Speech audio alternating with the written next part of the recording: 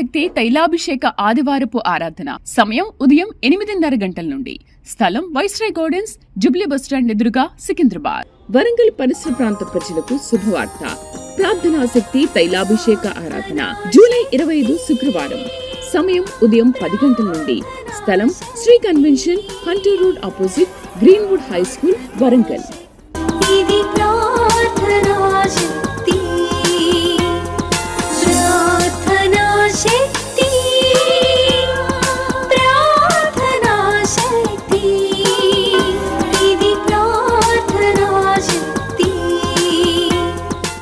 యేసయ్య నామములో మీకు వందనాలు తెలియపరుస్తూ ఉన్నాను. ప్రియులరా, ఈ దినం కొరకు దేవుడు సిద్ధపరిచిన వాగ్దానాన్ని మనం స్వాధీనపరచుకుందాం.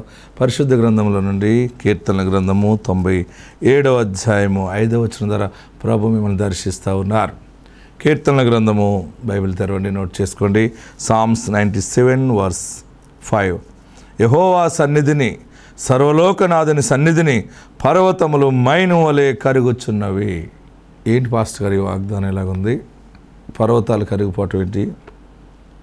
యెహోవా సన్నిధిని, సర్వలోకనాథుని సన్నిధిని పర్వతములు మైను వలె కరుగుచున్నవి. ఇది చాలా ప్లాన్గా దేవుడిని ఇంటికి ఈ వాగ్దానాన్ని ఇస్తూ ఉన్నారు. నీ బ్రతుకులో దేవుని సన్నిధి ఉంది, సర్వలోకనాథుని సన్నిధి నీతోనే ఉన్నది. కానీ నీ జీవితంలో పర్వతం లాంటి కష్టాలు ఉన్నాయి కదా.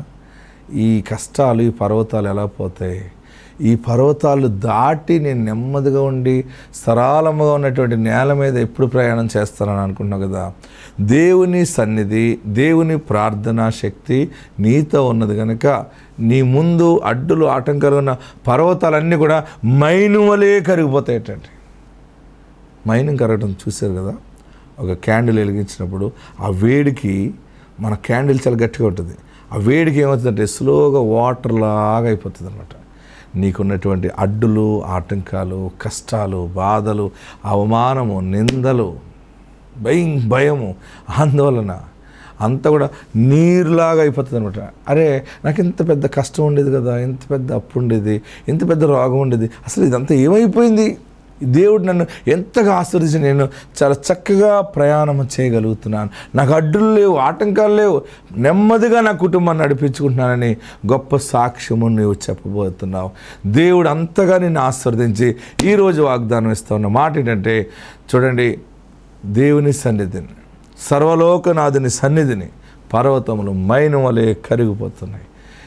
నీ అంత చూస్తాను, నువ్వు ఎలా బ్రతుకుతావు, నువ్వు ఎలా చేస్తావు వ్యాపారం, ఇలాగ వెళ్తావా, మళ్ళీ నాకు కనబడతావా, చూస్తా అని భయపెడుతున్నారేమో. దేవుడు ఆ భయములన్నిటిని మైను వలె కరగజేస్తున్నాడు. నీ కష్టాలన్నీ కూడా క్యాండిల్కి, అంటే కొవ్వొత్తుకి అగ్ని ఎలాగా దాన్ని వాటర్గా చేసి వెలుగొస్తుందో, చూడండి, ఆ పర్వతం కరుగుతున్నప్పుడు, ఆ కష్టాలు పోతున్నప్పుడు కూడా ఒక ఉన్నతమైన సాక్ష్యం, ఒక దీపం వలె రాబోతుంది. పరిశుద్ధాత్ముడు మీ కుటుంబాన్ని తలగా చేస్తున్నాడు. భయపడకండి. ఉన్న చోటనే దేవుడు నిన్ను ఆశీర్వదిస్తాడు. నీవు నివసించే చోటనే దేవుడు నిన్ను, నీ కుటుంబాన్ని తలగా నిలబెడుతున్నాడు. భయపడద్దు. ఆయన సన్నిధి నీకుంది. నువ్వు ఆయన సన్నిధిని కాపాడుకుంటున్నావు కనుక సర్వలోకనాథుని సన్నిధి, యెహోవా సన్నిధిని, సర్వలోకనాథుని సన్నిధిని పర్వతములు మైను వలె కరుగుచున్నవి. దేవుడి మీద ఆధారపడ్డావు కదా యేసయ్య మీద.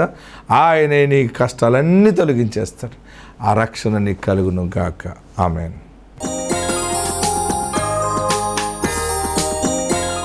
దేవుడు మిమ్మలను నడిపించును గాక. హల్లెలూయా. జీవముగల దేవుని సన్నిధానంలో గతించినటువంటి తైలాభిషేక ఆరాధన నుండి తైలాభిషేక ఆరాధన వరకు దేవుడు తన రెక్కల చాటున మనల్ని భద్రం చేసుకుని వచ్చి ఉన్నారు. ప్రియులరా, ఏ గ్రంథాలు చదివినా, ఏ వేదాలు చదివినా అన్నిటిలో ఈ గొప్ప సత్యం ఉంటుంది. ఎదుటి వ్యక్తి దీవెన మనం కోరాలి, అదే సత్యం. Amen, amen. ఎన్ని చేసినా, యాత్రలు చేసినా, ప్రార్థనలు చేసినా మనస్సాక్షి, ఉన్నతమైన మనస్సాక్షిగా ఎదగటమే. మనము ఎవరినైనా దీవించేటప్పుడు మనసారా దీవించటం కనుక నువ్వు చేయగలిగితే, దీవించలేము, మనసారా దీవించడం చాలా కష్టం. కానీ మాట వస్తుంది, కానీ ఆత్మ నాభిలో నుంచి రాదు. అది మీ పక్కన వారు మంచి బంగారం కొనుక్కోవాలి, ఎక్కువ బంగారాన్ని కోరగలమా? మనకంటే మంచి ఇల్లు వాళ్ళకు ఉండాలని కోరగలమా? మానవ స్వభావం కోరలేం. కానీ కోరగలిగితే దైవ స్వభావంలోకి మనం ట్రాన్స్ఫర్ అవుతాం అనమాట. ఆమేన్.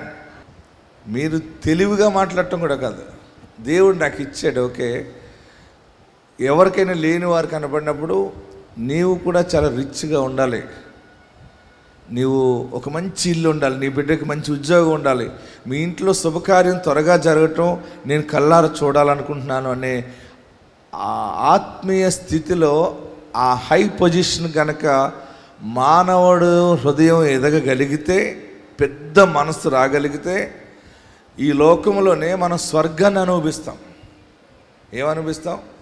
పరలోక అనుభవాన్ని అనుభవించటం. ఎక్కడికో వెళ్ళిపోయిన తర్వాత ఆత్మశాంతి కాదు, ఉండగా ఆత్మశాంతి కావాలంటే నీ ఆత్మ నీలో ఉన్నటువంటి స్వార్థాన్ని విడిచిపెట్టగలిగితే, దానిని అణిచి నీలో నుండి గొప్ప పెద్ద ప్రేమ కలిగిన మనసు బయటికి రాగలిగితే ఇంకా నువ్వు ఒక దేవుని దూతలాగా అయిపోతావు అన్నమాట. నేను ఇది ప్రయోగం చేస్తూ ఎన్నో చూస్తున్నాను, అనుభవిస్తున్నాను. అందుకు మీకు చెప్తున్నాను, మీరు ఏవేవో చేయటం కాదు, ఏవేవో మనం వేషాలు వేస్తాం, అవి కాదు. మన హృదయము ఎంత మార్పు చెందుతుంది, మన మనసు ఎంతగా మార్పు చెందుతుంది. ఒక్కసారి రాదు, ఇది వస్తుందా? ఒకసారి రాదు. అది ప్రయోగం చేయగా అంటే పరిశుద్ధ వాక్యము వింటూ ఉండగా నీ మనస్సు మారుతూ ఉంటుంది. నా మనసు మారి నూతన మగుచున్నది అంటాడు భక్తుడు పౌలు. ఆమెన్. మన మనసు ప్రతిదినము మార్పు చెంది ఇలా చేయాలి.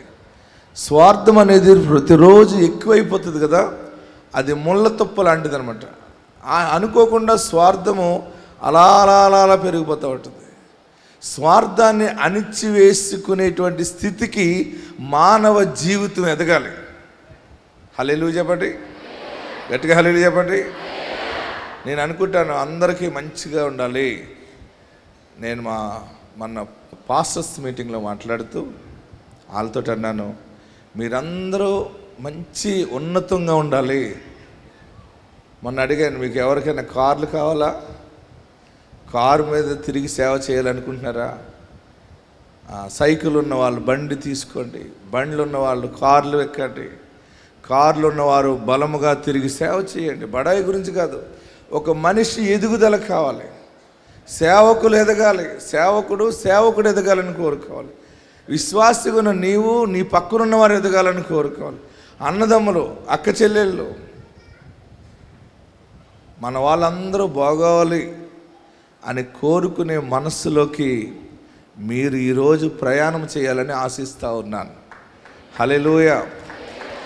కోరుకుంటారా? పోనీ శత్రువులను తర్వాత చూద్దాం, ముందు నీ వాళ్ళని ఇల్లు గెలిచి రచ్చగెలాలి. నేను మీకు వాక్యం చెప్తున్నాను, నా ఇంటిని నేను చక్కబెట్టుకుని నా అన్నదమ్ములు నా కుటుంబాలతో నేను ఉండి నేను ఉన్నానా లేనా పరీక్ష చేసుకుని వాక్యం చెప్పడానికి మీ ముందుకు వచ్చాను. ఎందుకంటే ప్రతిరోజు ఆయనను నేను కాపాడుకుంటున్నాను. మనం ఎవరిని కాపాడుకోవాలంటే ఎవరిని కాపాడుకోవాలి? గట్టిగా చెప్పాలి. మామిడి చెట్లు కాయలు కాస్తే ఏం చేస్తారు?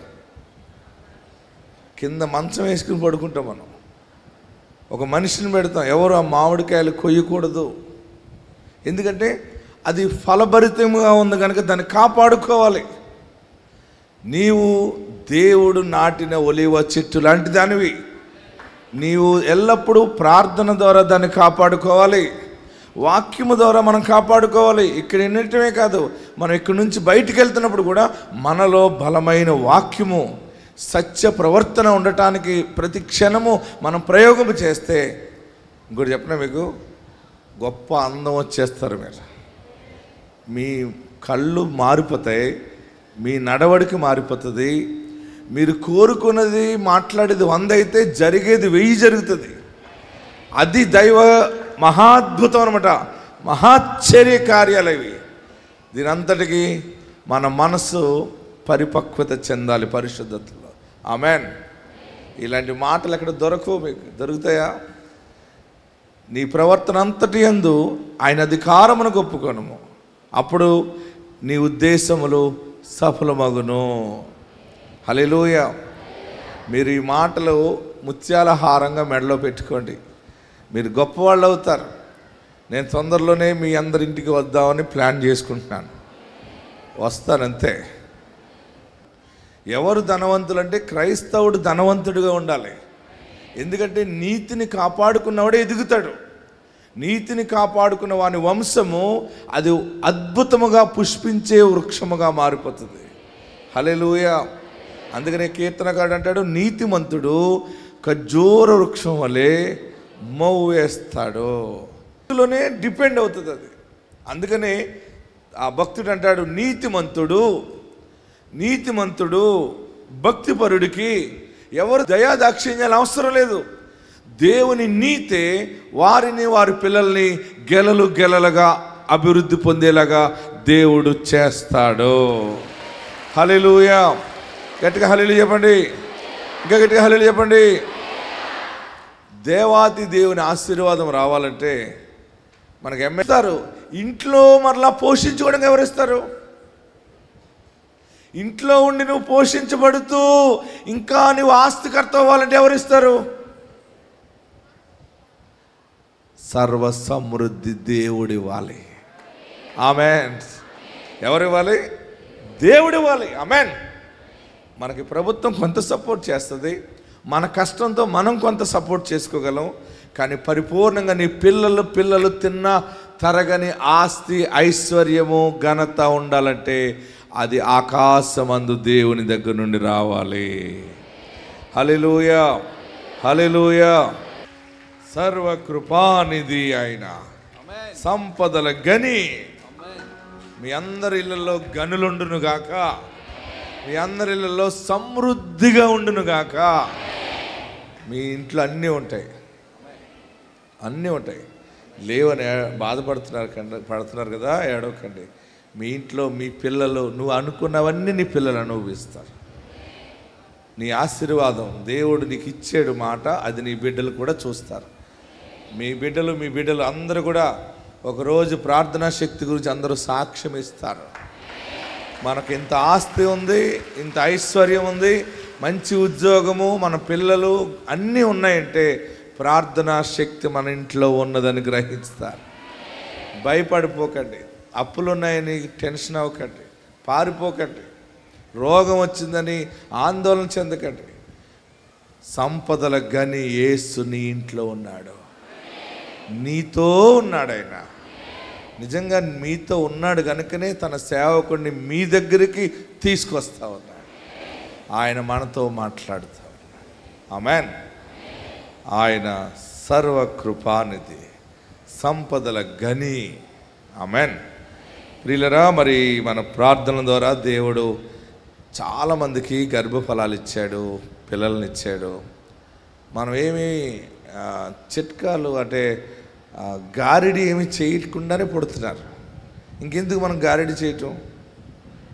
మనం ప్రార్థిస్తేనే పిల్లలు పుడుతున్నారు, మనం ప్రార్థిస్తేనే కీడిపోతుంది. Amen, amen. హల్లెలూయా, హల్లెలూయా. పడిపోయి కొట్టేసుకున్నట్టు అక్కడ ఏం జరుగుతుంది? అక్కడ ఎవరికి ఉపయోగం కాదు అది. ఆ పడగొట్టినోడికి పేరు రావటానికి తప్ప అంతకంటే ఏమి ఉండదు. మనం పడిపోయి ఉన్నాం, పాపంలో పడిపోయాం, స్థితి పడిపోయింది. కృపలో మనం లేవనెత్తబడాలి. ఆమెన్. ఈ సత్యములో మనం నిలబడాలి. ఎక్కడో ఏదో పడిపోవటం, వాళ్ళు ఇలాగ వెళ్ళిపోవటం, కేకలేయటం కాదు. నీవు దేవునికి ఎంత దగ్గర అవుతున్నావు, దేవుడు నీ మీద ఎంత క్రియ జరిగిస్తున్నాడో ఇది మనకు చాలా అవసరం.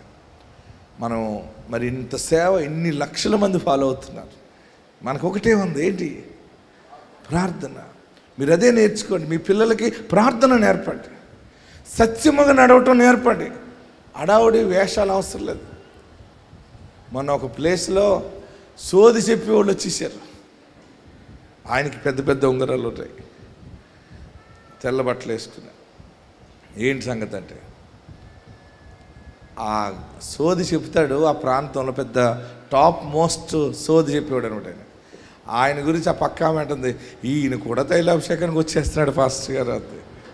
ఈయన పెద్దగా సోది చెప్తాడండి, ఎంతోమంది వెళ్తారు ఈయన దగ్గరికి, ఈయన తైలాభిషేకానికి వస్తుంటే నాకు ఆశ్చర్యంగా ఉందండి. నేను అన్నాను, ఎర్రిదానా, ఆయన వాళ్ళ తాత వస్తాడు ఇక్కడికి, ఎందుకంటే యేసు నిజమైన దైవ కుమారుడు. ఆయన 2-3 నెలలు చూశాను, ప్రతి నెల వస్తున్నాడు. చివరికి మొన్న నెల అంటే గట్టించిన తైలాభిషేకంలో, మరి రక్షణ పొందుతావా అన్నాను. రక్షణకి నీటి బాప్తిసం పొందుతారా, సిద్ధంగా ఉన్నావు అంటే ఎస్ సిద్ధంగా ఉన్నాను అన్నాడు. ప్రియులరా, అది ఒక బ్రతుకు తెరువుగా తను తీసుకున్నాడు. అది దానికంటే అందులో సుఖము లేదు, అందులో శాంతి లేదు. అందరికీ సోది చెప్పేవాడికి ఆయన సోదే ఆయనకి చికాకు పుట్టేసింది. కానీ యేసు వాక్యము మనిషిని ఆదరిస్తుంది. యేసు వాక్యము మాంత్రికుల్ని కూడా దీవిస్తుంది. యేసు వాక్యము దూరముగా ఉన్న వారిని కూడా ప్రేమిస్తుంది. అసలు మీరు బాగా గ్రహించుకుంటే యేసయ్య ప్రేమ, ఇంత గొప్ప దేవుడు ఎక్కడున్నాడా అనిపిస్తుంది. హల్లెలూయా. చూడండి, 7 సంవత్సరాలకి దేవుడు కవల పిల్లల్ని ఇచ్చాడు. ఆ సాక్ష్యం విందాం. నా పేరు వేణు, మాది ఉప్పాడ. పాస్టర్ గారికి వందనాలు.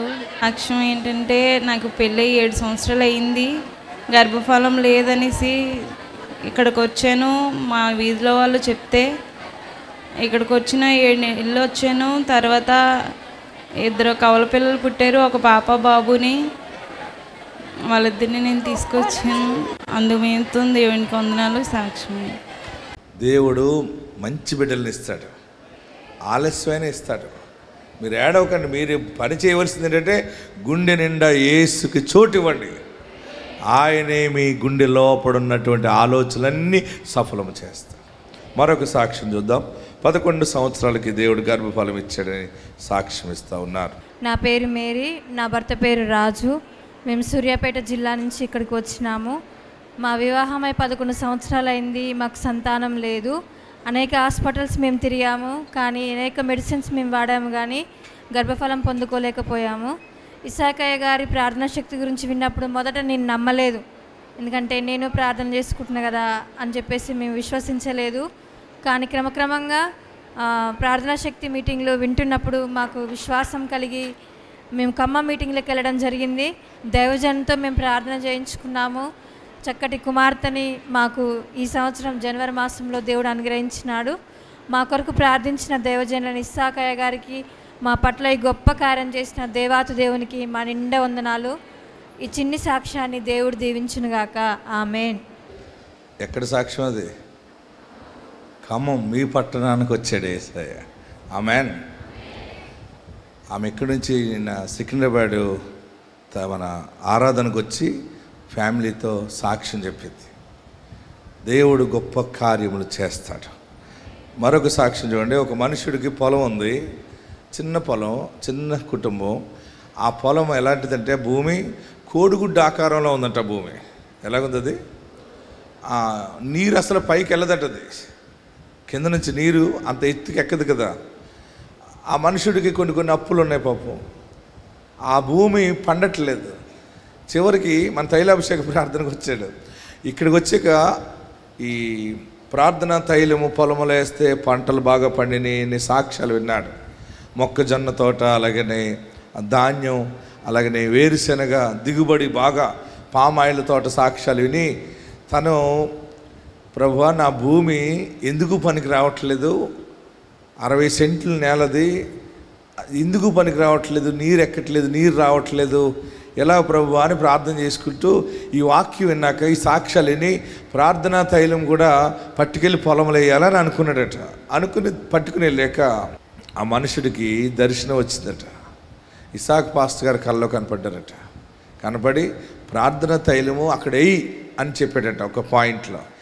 వెంటనే మెలకు వచ్చి ఆ ప్రార్థనా తైలం పట్టుకెళ్ళి పొలం పట్టుకెళ్ళి పొలంలో అది వేసిన తర్వాత జరిగిన అద్భుతం ఏంటంటే, ఆశ్చర్యకరంగా తన పొలం ఎక్కడుందో, ఎంత ఎత్తులో ఉందో అక్కడికే ఒక కాలువను దేవుడు తీసుకొచ్చి పెట్టాడు. అక్కడ ప్రభుత్వం వారు అక్కడ కాలువలు వేయాలని వేస్తూ చివరికి ఆ డ్రాయింగ్లో ఈ మెట్ట ప్రాంతం మీదుగా ఉన్నటువంటి దాని మీద కాలువ, తొట్టి కాలువ వచ్చిందట. ఆ కాలువ ఎక్కడికి వచ్చిందంటే ఈ కోడిగుడ్డ ఆకారంగా ఉన్నటువంటి ఈ భూమి మీదుగా వచ్చింది. అది అలా గట్టు తెస్తే నీరు వచ్చి పడిపోయేలాగా ఉందనమాట. చూడండి, దేవుడు చేసే కార్యాలు నీకు ఆవగింజంత విశ్వాసం ఉంటే ఎంతైనా కార్యము దేవుడు చేస్తాడు.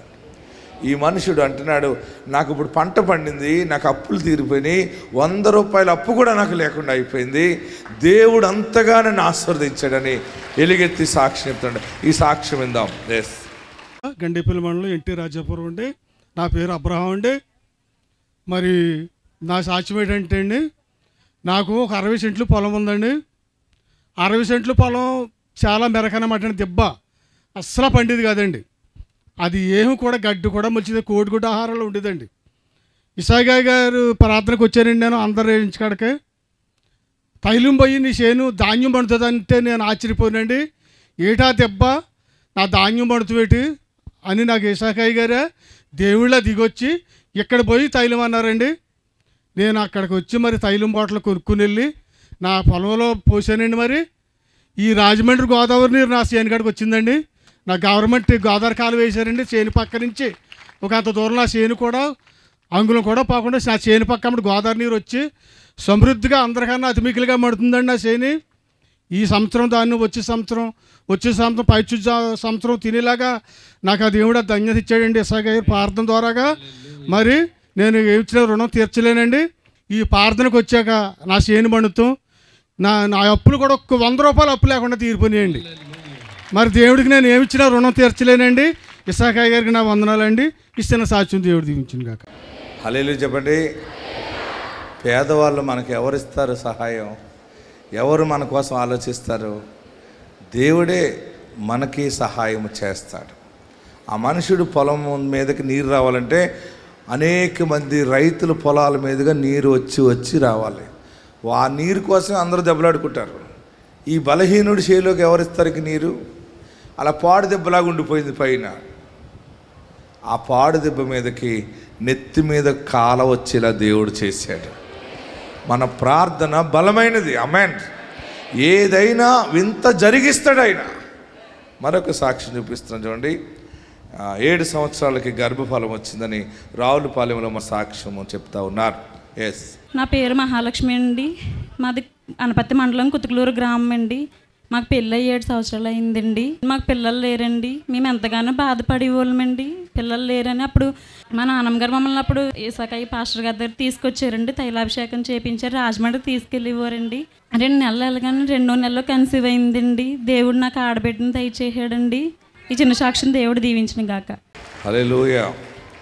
మరొక సాక్ష్యం చూడండి. వారికి మగబిడ్డ కావాలని వచ్చారు. మగబిడ్డ కావాలని ప్రార్థనకు వచ్చారు.